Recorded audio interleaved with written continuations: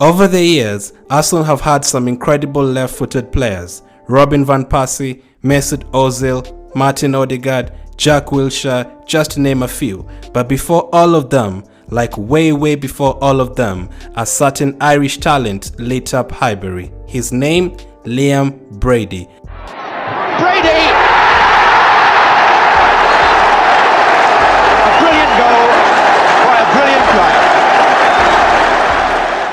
A midfielder who had it all: the technique of Jack Wilshere, Ozil's vision, Odegaard's skill, and the powerful shot of Robin van Persie's left foot. On the volley, Brady's left foot put it exactly where he chose. Past Stepney, and Arsenal are back in the lead.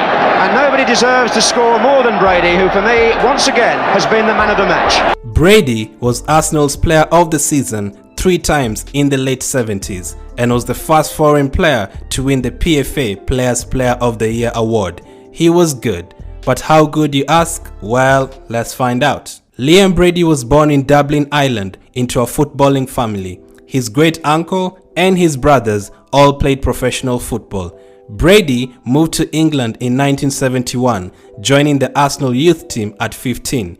The youth coaches quickly realized how good he was and spent the next couple of years polishing his skills further. Less than 2 years later, his gift: on his 17th birthday, promotion to the first team and a professional contract. He made his debut in the 1973-74 season, coming on as a substitute in a 1-0 home win against Birmingham City. In the very next match, a North London derby, Arsenal lost 2-0 to Tottenham. Brady had a poor performance. Manager Mee decided to take him out of the firing line to avoid putting too much pressure on the 17-year-old. It would be better for him to be slowly integrated to the team. He went on to make 13 appearances that season, starting in 9 of those matches. Throughout that season, he had the privilege of learning from midfield partner and World Cup winner Alan Ball, who had been a key component at the club since 1971. Brady showed improvement in his game, and the manager felt it was time to unleash the now 18-year-old. He became a regular in the 1974-75 season. Despite the Gunners struggling that year and finishing just 4 points above the relegation zone, Brady remained a shining light. During this time, he received the nickname Chippy for 2 reasons. 1, his ability to chip the ball when attempting to score and create chances, and 2, his love for eating fish and chips.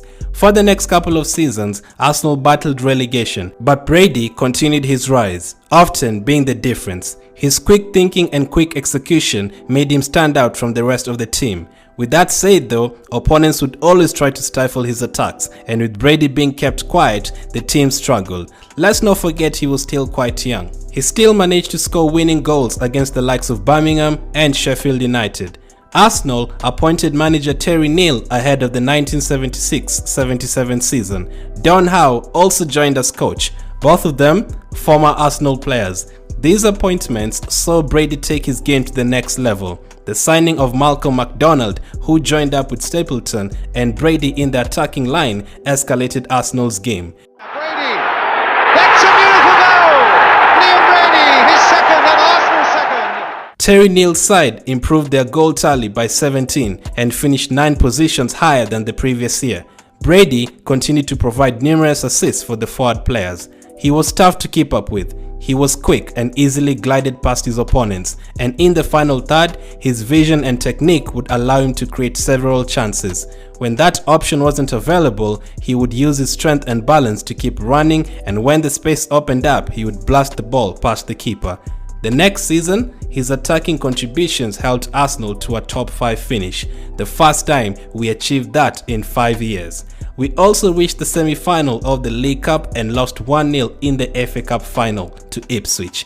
They did not stop there. That loss motivated them, and the very next year, Arsenal were back at Wembley. Brady had one of the best Wembley performances ever, assisting the second goal with a fantastic run to the box and crossing with his weaker foot. This is Brady. Good skills from Brady, 2 waiting in the centre for the cross. Stapleton! 2-0 to Arsenal.